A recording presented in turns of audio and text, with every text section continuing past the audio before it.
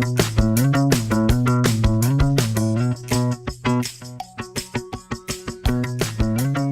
live in an age of dual incomes. That means a lot of moms in the workforce and a lot of moms out there starting their own businesses. So what does it take to be a mom entrepreneur? And more importantly, what will creating success as a mom entrepreneur look like?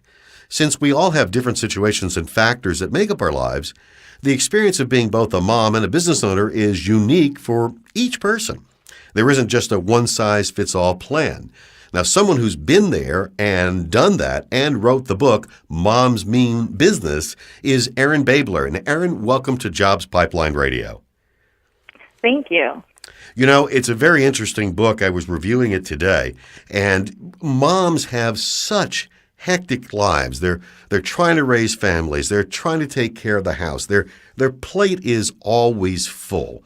When you start talking about moms going into the workforce, starting their own businesses, what's the first and most important step that you suggest?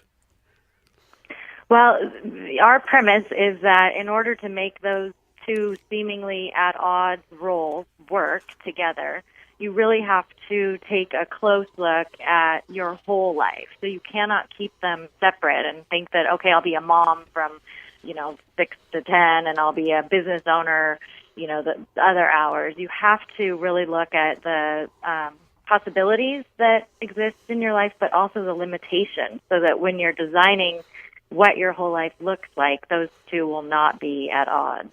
Do you feel it's important for women to take those preconceived notions that they see on television or in magazines and put them aside and take a really good look at what they're thinking about doing?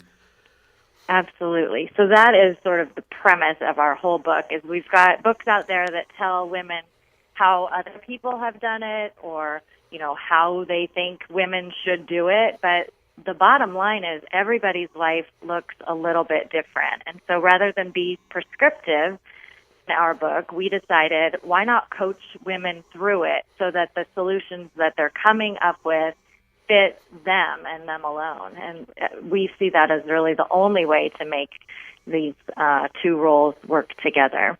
And how do you help women get a clear vision on what success looks like, what their future looks like when they go into business for themselves? Well, we do exactly what you said, is ask them to put aside what society says, what social media says, and really get clear on what success will look like for them. So we take them through a visioning exercise where they can decide, 5 years from now, what will my life, my really, really successful life, look like? How many hours do I work? How involved in my children's activities am I? What are the tasks that I do versus what are the things that I delegate, both at home and in my business? And so we take them through a whole process so that they can begin to understand, what, my vision of success doesn't actually look like society wants it to look for me, and that's okay. And that's sort of the first step in, we call it a permission slip, to having both your life and your work life look the way that you need it to look. Moms have such busy lives and they're in charge of the entire family. So not only are they responsible for the day in, day out things like the housekeeping, feeding the family, taking the kids to soccer practice. One of the biggest challenges has got to be managing their time. How do they deal with that? Well, again, it looks different for everybody. One of the things that we talk about is really getting a realistic vision of how much time do you have. We work with clients all the time who say, well, my children are in school from 9 until 3, so I have 6 hours a day to work. But when you break it down, they're doing laundry during that time. They're grocery shopping during that time. They're setting up doctor and dentist appointments during that time. So we look at women, again, ask them to get a very realistic view of what time they actually have to devote to work and to their marriage and to spending time with their children and all of that. So once you have those pieces of the puzzle, you can start to fit them into a calendar and see if there is indeed enough time to do it. And our premise is that one of our premises is that there is time to do the things that are most important to you. So we ask women to take a look at their priorities and realize, this may not be the year that I am room mom. This may be the year that I focus on my business instead. Or maybe now my kids are older and much more self-sustaining, and so this is the time where I can crank up different parts and I do have a little bit more time. But we ask them to be realistic. So often we will be disappointed in ourselves for what we don't get to, but we're not giving ourselves a realistic amount of tasks to get done. We're asking, our to-do list, like you said, it could be infinitely long. So one of the things with time management is just saying, hey, I only have this amount of time. What are the most important things? What are the priorities? And Erin, there's always that exception that breaks the rule. And one of the ones that I know throw women off who are working and running their own businesses is those occasions when the kids are off of school and now they're home unexpectedly. Mm-hmm. What are some of the tips that you can offer for those occasions? Right.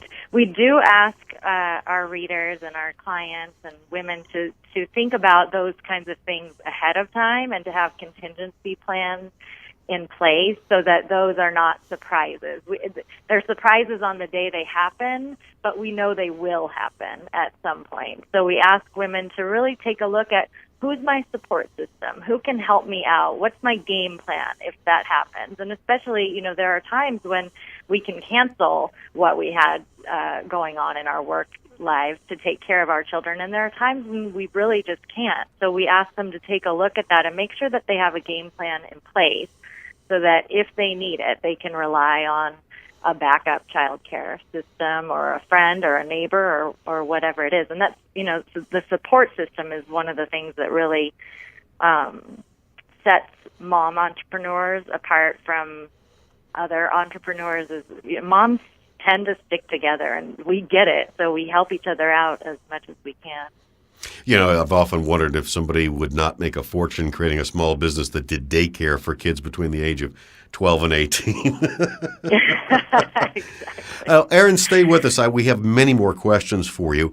Coming up later on tonight's show, it'll be the Consultant's Corner with John Mitten, and we're going to be talking about effective storytelling and give you an example of how that was very successful for one client. We talk with Deb Vangelow about how corporate golfing can help build your business better than if you didn't show up on the golf course.